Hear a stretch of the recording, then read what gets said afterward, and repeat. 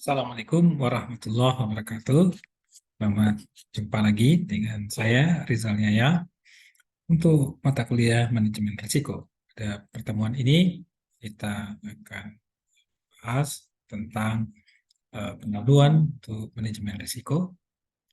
Baik, saya sekalian, em, pada kesempatan ini bahasan kita adalah eh, pendahuluan tentang manajemen risiko untuk kelas yang diampu oleh saya dan Barbara Gunawan. Saya sekalian, risiko itu merupakan sebuah keniscayaan yang kita akan selalu atau sering hadapi di dalam kehidupan kita. Anda sendiri dalam perjalanan dari rumah atau dari kos ke kampus itu juga ada risiko. Ya. Apakah itu di perjalanan terjadi kendaraan rusak atau kemudian ada kecelakaan misalkan, atau terjadi cuaca yang buruk, hujan deras sehingga tidak memungkinkan Anda sampai di kampus. Nah, yang mana tujuan Anda adalah sampai di kelas untuk kuliah. Nah, ini adalah contoh sederhana dari risiko. Dalam hal bisnis juga ada risiko keuangan, ya, risiko finansial. Sebuah perusahaan tidak punya uang cukup untuk operasi, mendanai operasi perusahaan, atau tidak punya dana untuk pengembangan. Itu juga risiko. Risiko yang paling fatal adalah sebuah perusahaan mengalami kebangkrutan. Nah, di tingkat global ada beragam juga risiko. Ya, belum lama ini kita mengalami pandemi COVID yang itu berasal dari Cina dan kemudian menyebar ke berbagai negara, dan itu uh, uh, berjalan cukup lama, 2 tahun lebih. Itu adalah sebuah risiko yang terjadi dan berdampak kepada manusia ataupun pada organisasi. Nah, itu sekalian, ya. Uh, Apa itu risiko? Risiko adalah berdasarkan definisi dari ISO 31000 2018. Ya, risiko itu adalah efek dari ketidakpastian terhadap sasaran. Ya.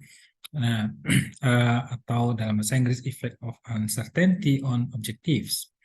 Nah, di sini ya ada 3 hal yang harus jadi perhatian, yaitu efek itu sendiri atau pengaruh.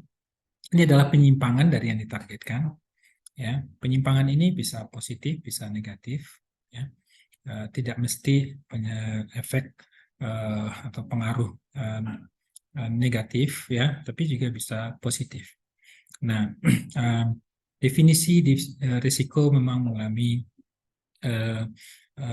evolusi dari yang sebelumnya dipandang risiko itu adalah kemungkinan terjadinya hal yang negatif, ya, tapi dalam perkembangannya standar manajemen risiko yang dikeluarkan oleh ISO 31000 menggunakan definisi yang bisa positif, bisa negatif, ya, yang itu pengaruh itu dari ketidakpastian, ya, kepastian itu suatu keadaan yang tidak bisa ditentukan, ketidakpastian uncertainty pada sasaran. Nah, eh, sasaran itu ada sesuatu yang ingin kita capai. Seperti tadi, Anda dari rumah, ya, tujuannya adalah untuk sampai di kampus kuliah, ya. Nah, itu sasarannya. Nah, ketidakpastian itu bisa eh, terjadi berupa kendaraan rusak, atau kemudian ada tiba-tiba cuaca buruk, hujannya juga deras, ya, dan atau kemudian terjadi kecelakaan, ya. Nah, itu ada ketidakpastian yang mungkin terjadi menyebabkan pengaruh pada ketidakhadiran di kelas. Nah, efek positif juga sangat mungkin. Misalkan Anda tadi jalan kaki, ya, perkiraannya nanti sampainya lama, tapi kemudian di tengah jalan ada yang boncengin Anda sehingga Anda datang lebih cepat lagi. Nah, itu juga termasuk bagian dari risiko yang perlu diperhatikan. Terus kalian, kenapa di dalam risiko itu juga mempertimbangkan hal yang positif? tidak hanya negatif, ya. Kita coba lihat waktu pandemi COVID. Pandemi COVID secara umum itu pengaruh negatif, tapi ada juga perusahaan yang itu mendapat pengaruh positif dari pandemi COVID. Kita bisa melihat perusahaan seperti penyedia jasa online meeting, Zoom, yang sebelumnya tidak pernah begitu kita kenal, tiba-tiba di masa pandemi COVID, dia menjadi perusahaan yang besar, mendapat keuntungan yang sangat banyak, ya. Nah, padahal ya perusahaan penyedia online meeting itu jauh sebelum Zoom itu sudah ada yang namanya seperti Skype, ya. Saya pribadi waktu S3 di UK tahun 2009 itu sudah biasa rapat dengan teman-teman lain kota ataupun pertemuan dengan keluarga online itu menggunakan Skype, ya. Nah, tidak begitu kenal namanya Zoom.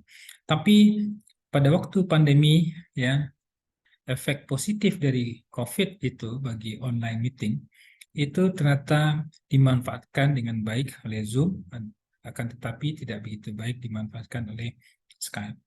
Nah, ini ya kesadaran memanfaatkan yang positif itu menjadi suatu yang penting di dalam risiko dalam organisasi, sehingga kemudian risiko itu tidak hanya ya pengaruh yang positif, tapi tidak ada pengaruh negatif saja, tapi juga positif, ya. Dengan demikian perusahaan menjadi aware, ya, dan dia bisa kemudian menjadi semakin tercapai sasarannya, ya, tujuannya, ya. Oke, itu sebuah contoh sederhana kenapa kita risiko itu juga mempertimbangkan faktor yang positif. Nah, walaupun secara umum, ya, di Wikipedia risiko itu dipandang hanya negatif, ya. Risiko bahaya akibat atau konsekuensi yang terjadi akibat suatu proses yang berlangsung atau kejadian yang akan datang, ya. Tapi dalam ISO 31000 itu sifatnya bisa positif ataupun bisa negatif seperti yang kita jelaskan tadi. Nah, risiko itu timbul karena ada sasaran, penyebab risiko karena tidak kepastian, dan risiko memerlukan kejelasan mengenai sasaran. Nah, sasaran itu dia perlu kriterianya, ada namanya smarter, ya, specific, measurable, achievable, attainable, ya, relevant, time bound, ya, itu biasanya SMART, ya, dan kemudian ditambah evaluated dan recognized. Nah, kita memang dalam hal manajemen risiko paling penting merumuskan sasaran. Sasaran itu harus jelas, kriterianya tadi SMART tambah IR, smarter, ya. Kalau sasarannya tidak spesifik, tidak bisa diukur, tidak bisa dicapai, tidak relevan, dan jangka waktunya tidak ada jelas jangka waktunya, maka kemudian kita menjadi tidak efektif dalam melakukan manajemen risiko. Nah, contoh SMART itu meningkatkan market share, ya, perusahaan misalkan, ya, tahun 2020 dari 10% naik ke 12%. Meningkat efisiensi operasional sebesar 20% pada tahun berjalan. Itu contoh sasaran yang itu bisa dibantu pencapaiannya dengan manajemen risiko. Nah, manajemen risiko itu apa? Itu aktivitas yang terkoordinasi untuk mengarahkan dan mengendalikan sebuah organisasi dalam menangani risiko, ya. Nah, orang bisa saja dalam penanganan risiko itu otodidak atau kemudian reaktif atau kemudian asal terjadi masalah, ya, berdasarkan try and error, bisa saja itu juga suatu bagian dari risiko. Tapi manajemen risiko itu sendiri dia sifatnya terkoordinir, coordinated aktivitas itu, tidak sporadis, ya, tidak sporadis. Nah, kalau sporadis seperti dia belum melakukan manajemen risiko dengan baik. Nah, dia harus terkoordinir, mengarahkan, mengendalikan organisasi dalam menangani risiko. Jadi risiko-risiko yang sudah diidentifikasi itu ditangani, ya, dengan berbagai aktivitas yang terkoordinir. Nah, itu manajemen risiko yang kita pelajari dalam mata kuliah ini, ya. Jadi tidak sebatas, ya, otodidak, ya, kita dalami ilmunya sehingga kemudian kemungkinan gunanya apa dibanding kita sporadis itu ya, dengan kita terkoordinated, maka kemungkinan kita mencapai sasaran semakin besar, ya, itu. Risiko penting banyak hal bagi perusahaan mencapai tujuan sasaran, ya, untuk menghadapi ketidakpastian yang muncul dan bentuk peluang ancaman bisa sumber internal eksternal, juga manifestasi dari ketidakpastian, ya, untuk dikelola. Dan manajemen perlu tahu cara penyebab kegagalan mencapai sasaran, juga perlu tahu cara mempercepat pencapaian sasaran. Nah, itu yang makanya hal-hal yang positif perlu diidentifikasi supaya kita bisa mempercepat pencapaian sasaran. Dan pemahaman risiko membantu manajemen mengantisipasi dan mengolah risiko dengan benar. Ya. Organisasi harus menghadapi risiko menghadapi risiko itu melakukan kegiatan banyak melakukan kegiatan berisiko tinggi karena kegiatan tidak dapat dihindari, atau karena kegiatan tersebut dilakukan untuk menghasilkan hasil yang positif bagi organisasi dan pemangku kepentingan stakeholder. Menghadapi risiko harus menghasilkan manfaat, ya, bagi individu, organisasi, tempat bekerja, dan mencapai manfaat risiko perlu penerapan proses manajemen risiko yang direncanakan dengan cermat dan organisasi. Nah, inti dari manajemen risiko mengevaluasi berbagai respon risiko yang tersedia dan memutuskan paling tepat untuk setiap kasus. Ya. Nah, manfaat risiko ada sifatnya 4, ya. Yaitu mengapa orang melakukan manajemen risiko. Pertama, memenuhi kewajiban. Ya.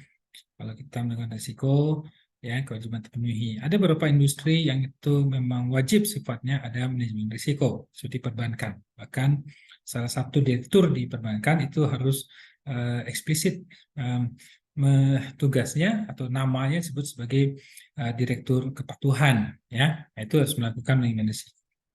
Kedua, dilakukan manajemen risiko untuk keperluan jaminan atau insurance terhadap kualitas yang dihasilkan, barang atau jasa yang dihasilkan, itu jaminan insurance, ya. Terutama, ya, dalam pendidikan, ya, itu lakukan manajemen risiko supaya kemudian kualitas pendidikannya baik, di rumah sakit juga demikian, ya, ada jaminan kualitas jasa pelayanan rumah sakit sesuai dengan standar, ya, dan sesuai dengan praktek yang baik untuk kesehatan. Dan risiko juga membantu untuk pengambilan keputusan, misalkan keputusan yang pertama adalah apa aja aktivitas yang dilakukan, kemana anggaran digunakan. Nah, adanya proses manajemen risiko, kita akan bisa mengidentifikasi hal-hal yang kekuatan yang akan perlu kita daya gunakan, kelemahan yang perlu kita perbaiki, ancaman yang kita perlu antisipasi, dan peluang yang perlu kita raih. Nah, itu hal-hal identifikasi itu bisa menjadi dasar untuk kegiatan-kegiatan yang dilakukan oleh suatu perusahaan dalam 1 tahun ke depan atau dalam berapa tahun ke depan, ya. Dan risiko bermanfaat untuk proses pencapaian tujuan secara efektif dan pelaksanaan secara efisien. Baik. Demikian bahasan tentang pengantar manajemen risiko. Semoga bermanfaat. Assalamualaikum warahmatullahi wabarakatuh.